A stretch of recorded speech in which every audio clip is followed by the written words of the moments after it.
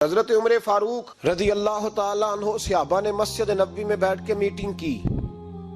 عمر کی تنخواہ بڑی تھوڑی ہے مال غنیمت میں سے، اب تو عمر کے پوتے بھی ہیں، نواسے بھی ہیں، رشتہ داریاں بھی ہیں، تعلق بڑھ گئے ہیں اور عمر فاروق بوڑھے بھی ہو گئے۔ میٹنگ ہوئی مسجد میں، اس طرح کریں کہ عمر کا کچھ تھوڑا سا نا مشاعرہ، کچھ تنخواہ، کچھ خدمت، کچھ وظیفہ بڑھا دیں۔ بات طے ہو گئی۔ جب مکمل ہو گئی تو کہنے لگے یہ بتاؤ شیر سے بات کس نے کرنی ہے؟ ادھر جائے گا کون؟ پہلے اس کا نام تو بتاؤ، وہاں جائے گا کون؟ تو انہوں نے کہا یہ تو ہم نے سوچا ہی نہیں، بات تو بڑی تگڑی ہے، عمر سے کون بات کرے گا؟ یہاں جتنا مرضی تگڑا پیر ہو، آپ نذرانہ لے کے جائیں، مسئلہ ہی کوئی نہیں۔ کبھی کسی کو کہنا پڑا ہے؟ تو کہتے ہیں جناب کون بات کرے گا؟ تو ایک صحابی کہنے لگے کہ حضرت عمر رضی اللہ تعالیٰ عنہ کی جو صاحبزادی ہیں نا، حضرت حفصہ رضی اللہ تعالیٰ عنہ، وہ ام المومنین بھی ہیں، حضور علیہ السلام کی زوجہ ہیں، مومنوں کی ماں ہیں، ان سے کہتے ہیں، اور ان کے والد بھی ہیں۔ تو حضرت حفصہ سے کہا تو جناب حفصہ چل کے گئیں حضرت عمر کے پاس، جا کے کہا ابا جی ایک بات کرنی تھی۔ انہوں نے کہا بیٹے کرو، تو ان کو بھی پتا تھا نا جاہو جلال کا۔ کہنے لگے ابا جی مسجد نبوی میں صحابہ کی میٹنگ ہوئی ہے، ایک ہی محلے میں ایک ہی شہر میں لوگ رہتے ہیں تو ایک دوسروں کی خرچوں کا، ضروریات کا پتہ ہے۔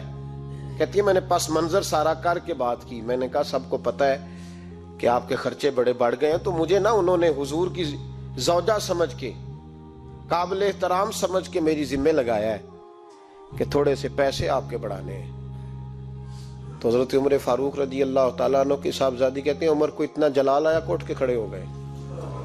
کہنے لگے حفصہ ان لوگوں کے نام بتا، میں انہیں دروں سے ماروں گا، اور اس طرح ماروں گا کہ ان کی کمر پہ نشان پڑے، ان کی کمروں پہ نشان پڑے، اس انداز میں درے ماروں گا کہ مجھے زخم نظر آئے۔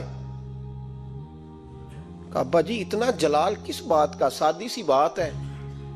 تو سیدنا عمر فاروق رو پڑے، کہنے لگے سادی سی بات ہے، میرے لیے مسجد نبوی میں بیٹھ کے میٹنگ ہوتی رہی کہ عمر کو دولت دینی ہے، لوگوں نے یہ مجھے سمجھ لیا ہے، مسجد نبوی میں بیٹھ کر میرے لیے یہ میٹنگ ہوتی رہی کہ عمر کو پیسے دینے ہیں، اس کو دولت کے ساتھ ہم نے نواز رہے، مسجد نبوی میں میرے لیے کس کو یہ جرت ہوئی؟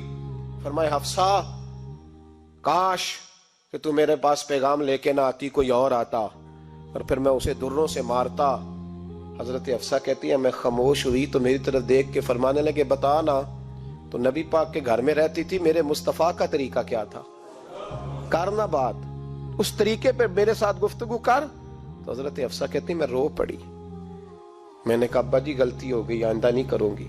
بھائی معیار بنایا ہوا تھا، آپ یقین کریں ہمارے تعلقات آپ شادی پہ دیکھ لیں، جو غریب رشتہ دار ہے اسے کون بنانے جاتا ہے؟ لیکن ساری برادری کٹھی اس کے دروازے پہ بیٹھی ہے، جس نے آنا ہے تو کچھ لے کے آنا ہے، ہر چیز دولت میں تلے گی، معیار ہی دولت بن گیا ہے، مقصود ہی دولت بن گیا ہے۔ اس پیسے نے، اس دنیا داری نے، دنیا دار پجاری زردے کتیاں دے گل ٹلی ہو، اتنا سخت رویہ لوگوں نے اپنا لیا، رشتوں کا تقدس نہیں رہا۔ ایک مجلس میں میں نے ایسا رنگ بھی دیکھا، ایک ایسا شخص جسے میں ذاتی طور پہ جانتا ہوں کہ عالم بھی ہے، پرہیزگار بھی ہے، نیک بھی ہے، وہ بھی بیٹھا تھا اور اس کے ساتھ ایک سیٹھ بھی بیٹھا تھا، لیکن جو لوگوں کا عقیدت کا رشتہ اس درویش کے ساتھ ہونا چاہیے تھا وہ سیٹھ کے ساتھ تھا۔ تو میں غور کر رہا تھا کہ یار قوم کا ذہن کس طرح کا ہو گیا، صرف اس کے ہاتھ میں پیسے، صرف دولت مند ہے، اس آدمی کی درویشی بھی گئی، علم بھی گیا، تقوی بھی گیا، صرف پیسے نہیں ہے اس کے پاس، تو وہ کونے میں لگا ہوا ہے اور اس سے لوگ بچ بچ کے سلام۔ اور میں کہا کرتا ہوں عقیدت کا پتہ چلتا ہی تب ہے جب اجتماع ہوتا ہے، اکیلے درویش بیٹھے ہیں تو سب جھک کے سلام لیتے ہیں، اور جب وہ 2 MNA کے بیچ، 3 MPA کے بیچ، 5-7 سیٹھوں کے بیچ بیٹھے گا پھر تیری عقیدت کا پتہ چلے گا، پھر پتہ چلے گا تیرا اللہ کے بندے سے رشتہ کس طرح کا ہے اور دولت کے بندے کے ساتھ رشتہ کس طرح کا۔ ہمارے رویوں کے اندر یہ فرق ہے کہ ہم اس وقت آدمی کو تولتے ہیں کہ اس کے پاس دولت کس طرح کی ہے۔ وقت کے امیر تھے حضرت عمر بن عبدالعزیز، توجہ ہے میری بات پر؟ حضرت عمر بن عبدالعزیز بادشاہ تھے۔ اب ہم لوگوں نے بھی بچوں کا بہانہ لگایا ہوا ہے نا، بس جی وہ میں چاہتا ہوں بچوں کا کچھ بن جائے، تو بچے بالغ ہو گئے تو کرا نہ رجسٹریاں ان کے نام، فارغ ہو جاؤ، آ جاؤ مسجد میں چھوڑو. لیکن پھر بھی کنجیاں دینے کو دل نہیں کرتا. پھر بھی بابا جی کی پیالیوں سے مرنے کے بعد پیسے نکلتے ہیں، پھر بھی ان کے تکیے کے بیچ سے بھی کچھ وہ نوٹ نکل آتے ہیں جو اب چلتے بھی نہیں. گزر گیا زمانہ، یہ لگتے ہی نہیں. بزرگ ناراض نہ ہو جائیں، لیکن جو بات کر رہا ہوں بہرحال اس کے پیچھے کچھ پس منظر ہے. یہ بھی بہانہ ہے. بینک بیلنس اپنے نام، زمین جائیداد ساری اپنے نام، اور کمائی کس کے لیے کر رہا ہے؟ بچوں کے لیے. نام کس کا لے رہا ہے؟ بچوں کا. یہ کس طرح کا بچوں؟ بہانہ نہ لگاؤ، صاف کہو کہ اپنے لیے کما رہا ہوں. صاف کہو. کیوں بچوں کا نام لیتے ہو جب ہر چیز کی کنجی تو رکھی ہوئی ہے باندھ کے اپنے ساتھ؟ حضرت عمر بن عبدالعزیز بادشاہ تھے. آواز دی گھر میں بیٹھے، بیٹی پانی کا پیالہ تو لاؤ. بیٹی خاموش ہو گئی. ساتھ والا کمرہ بیٹی کا. پھر آواز دی، بیٹے سن رہی ہو؟ کہ ابا جی سن رہی ہوں، پانی کا پیالہ دینا. بیٹی خاموش ہو گئی. تیسری آواز دی تو زوجہ پانی لے کے آ گئی.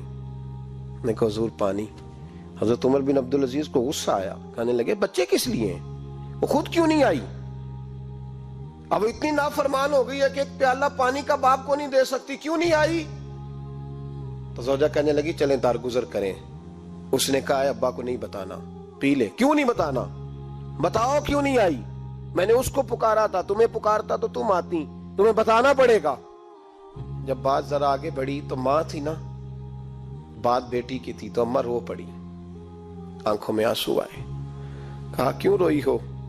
کہنے لگی بیٹی کا پجامہ پھٹ گیا، دوسرا ہے نہیں، اور آپ لے کے بھی نہیں دیتے.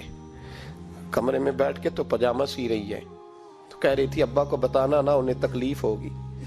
تو وہ اس کے پاس دوسرا ہوتا تو آ جاتی، ایک ہی تھا، تو اس لیے نہیں آئی. حضرت عمر بن عبدالعزیز اٹھے، سر سجدے میں رکھا، کہنے لگے یا اللہ تیرا شکر ہے، تو نے میرے بچوں کو بقدر ضرورت روزی عطا فرمائی ہے.